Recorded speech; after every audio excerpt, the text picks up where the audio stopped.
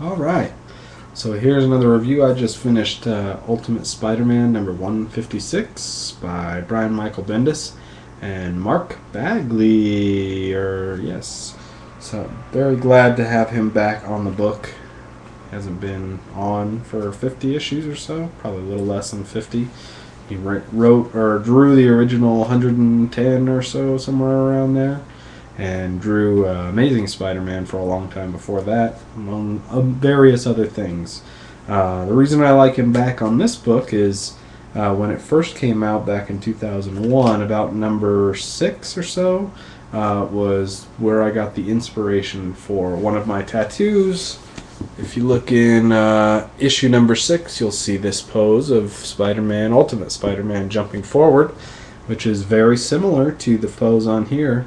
If I could have my tattoo redone, I probably would have this one with the different angle and everything kind of, updated and everything. Anyway, we'll go over the book.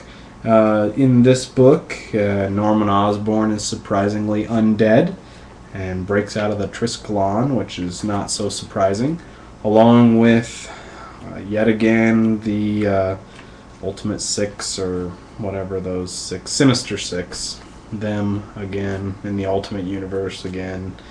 Every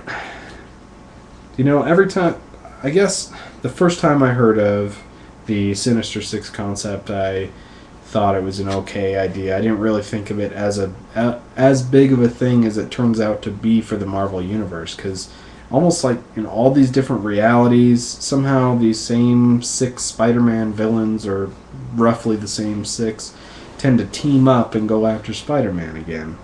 Well, okay, one of them can't beat him alone, so let's join up and do it together, but I don't see the need to revisit that story over and over and over and over.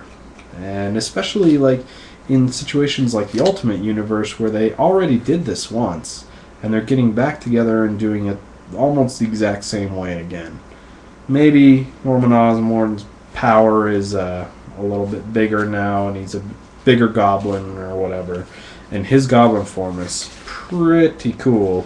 Pretty, nasty, I guess you'd call it. Let's see if I can find that one. That one's really awesome. If you can see it. Yeah, that's pretty cool, huh? That's worth buying the book right there.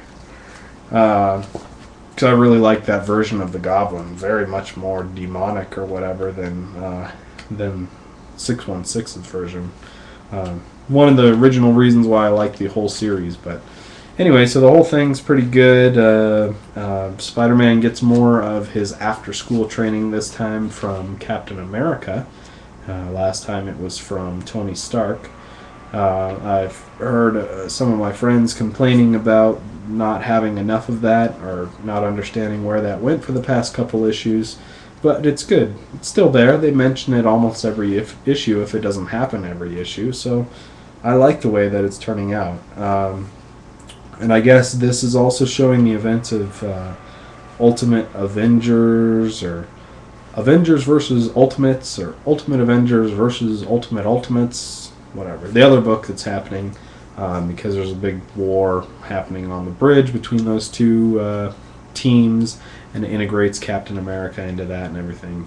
So that's kind of cool crossover for the whole thing. Kind of makes me wonder what's actually happening over there, other than one giant big fight.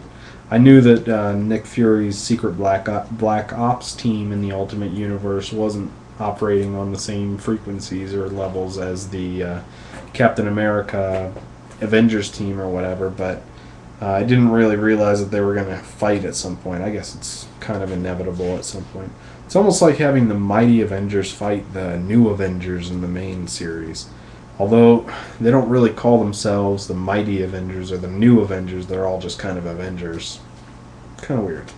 Anyway, the book was good. I don't think you're missing anything specifically. If you really love the Sinister Six, if you really want to see what Norman Osborn looks like and how they break out of prison, maybe a one-on-one after-school talk with Captain America, then this is definitely the book for you. $3.99, again, kind of a steep price for something that's not really happening, but I'm glad to see a lot of Bagley's art back on here, especially, the modern, newest stuff that he's been doing. It's so amazing to see an artist grow, and especially with the same characters over time. So I'm going to give it a 4 out of 5, despite my misgivings about Sinister Six. Try it out if you want to. If not, wait for the next one. He didn't die yet, at least. All right.